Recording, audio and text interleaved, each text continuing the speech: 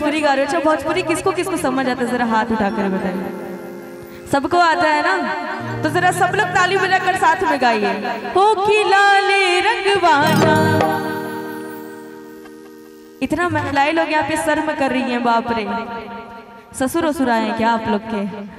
नहीं ना, जरा हाथ खुलिए और ताली बजाकर साथ में गाइए। हो की लाले रंगवाना, हो की लाले रंगवाना, कि मैया के तन पर चुनरिया।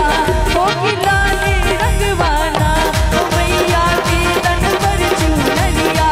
हो की लाले रंगवाना, लाल रंग से नूरा, लाल रंग पुतरिया। हो की लाले रंगवाना, लाल रंग से नूरा, लाल रंग पुतरिया। हो की लाले रंगवाना, हो की लाले रंगवाना। आनंद आ रहा है ना? जरा 2 मिनट के लिए खड़े हो जाओ वहीं पे। देखो हल्ला कोई नहीं करेगा, है ना? जरा 2 मिनट के लिए खड़े हो जाओ। अरे पीछे जो सुंदर सुंदर बहन लोग आई हैं, वो लोग भी खड़े हो जाइए, हो जाइए, हो जाइए। अरे अरे कोई बात का शर्म नहीं होता है ना, जरा खड़े हो जाइए भाई। बोले काली मैया की जय। अरे ये सब डांस करके झूमे ना। हो की लाले रंगवाना, हो की लाले रंगवाना, कि मैया के तन पर चुनरिया। हो की लाले रंगवाना, ओ मैया के तन पर चुनरिया। हो की लाले रंगवाना। बोले काली मैया की ताली बजा के तुम लोग जय हो।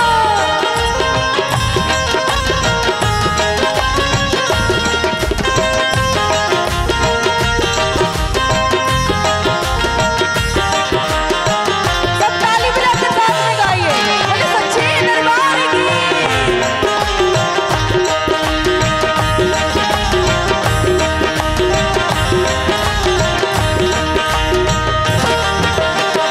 लाल रंग मुखड़ा पर लाल रंग ढोल।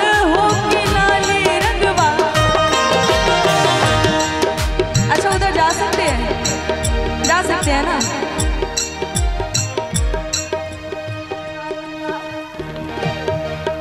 अब चलो मैं इधर आ गई हूँ। जितने कोई जेंट्स नहीं खड़ा हो गया है ना, सब बैठा रहेगा। चलो 2 मिनट के लिए खड़ी हो जाओ। अरे हो जाओ बहन, ए करिश्मा जी, हल्ला कोई नहीं करेगा। मैडम मैडम, ये आप में दम है कि मेरे में दम है, देखना याद है। सब बैठो, सब बैठो, सब बैठो, सब बैठो। ये देखिए चाचा, अच्छा, ये देखिए बताओ भैया, तुम महिलाएं ये हो? मेरा इज्जत का सवाल है। एक बार जोरदार ताली होनी चाहिए आपकी तरफ से। ए मैडम, आपके पार्टी तरफ कैसा है? देखिए देखो कोई भी जेंट्स नहीं उठेगा, है ना? और जो जेंट्स महिला होगा वही उठेगा, याद रखना। जो महिला ही उठ जाइए थोड़ी देर के लिए। लेकिन जो किया शर्म उसका फूट गया कर्म, है ना? इसलिए दरबार में कभी शर्म नहीं करना चाहिए। ए चाची, अरे उठ जा चाची, काहे ले शर्म के लिए बाड़ू? हे चाची, हे मौसी, हे दादी, हे नानी, तनी उठो न हे। और आइए सब लोग जोरदार जयकारा लगाइए। भैया 1 मिनट। बोले काली मैया की जय। और आइए एक बार सभी लोग झूम के नाचे, है ना? कि लाल रंग मुखड़ा पर लाल रंग उठवा। हो कि लाले रंगवाना, लाल रंग मुखड़ा पर लाल रंग उठवा। हो कि लाले रंगवाना, हो कि लाले रंगवाना, कि मैया की हो कि लाले रंगवाना। हो मैया के तन पर चुनरिया। हो कि लाले रंगवाना।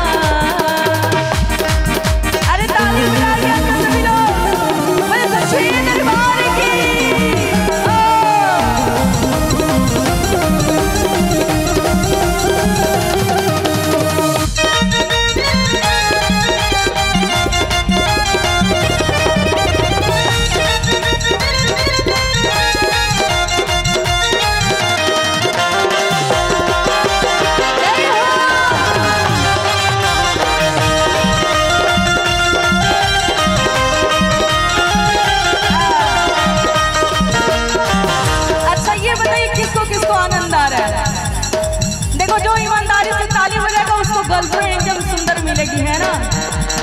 जरा सा ढोलक वाले मैडम, सबको तो अच्छा लग ही रहा है, लेकिन हमारे विकास भैया कि नगद खाते हैं उधार खाते हैं। अरे वाह भाई, कि नगद खाते हैं उधार खाते हैं, अगर फोकट का मिल जाए तो रोज रोज खाते हैं। जब से बदली है विकास भैया की चालो चलन, ये बेचारा अपनी पत्नी से रोज मार खाते हैं। बताइए, इतना बड़ा बात बोल दिया है ना, इसलिए सब लोग हाथ खोलिए और ताली बजाकर साथ में गाइए। जितने लोग भी हो सभी लोग हाथ खोलिए और ताली बजाकर साथ में गाइए। लाल रंग चुनरी पर लाल रंग अढ़ौले हो कि लाल रंगवा, लाल रंग चुनरी पर लाल रंग अढ़ौले हो कि लाल रंगवा। बाप रे, कौन सा एनर्जी लेकर आए हो जी तुम लोग।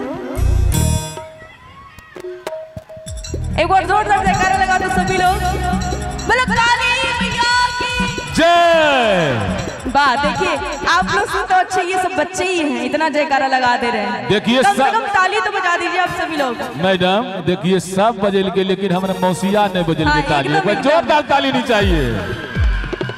अरे ये जितनी भी महिलाएं हैं सब लोग हाथ खोलिए और ताली बजाकर साथ में गाइए। लाल रंग चुनरी लाल रंग अढ़ौले हो कि लाल रंगवा, लाल रंग चुनरी लाल रंग अढ़ौले हो कि लाल रंगवा। आनंद आ रहा है ना? देखो, मैं ईमानदारी से भजन गा रही हूँ और आप लोग ईमानदारी से ताली बजाओ, है ना? जरा हाथ खोलो, और जिसको धनिया सुंदर चाहिए वो जरूर हाथ खोलेगा, है ना? और अगर सुंदर चाहिए तो हाथ खोलकर ताली बजाइए और साथ में गाइए। लाल रंग चुनरी पर लाल रंग अढ़ौले हो कि लाल रंगवाना, लाल रंग चुनरी पर लाल रंग अढ़ौले हो कि लाल रंगवाना, हो कि लाल रंगवाना। और ये भजन का आखिरी लाइन है, सभी लोग ताली बजाकर साथ में गाइए। हो मैया के तन पर चुनरिया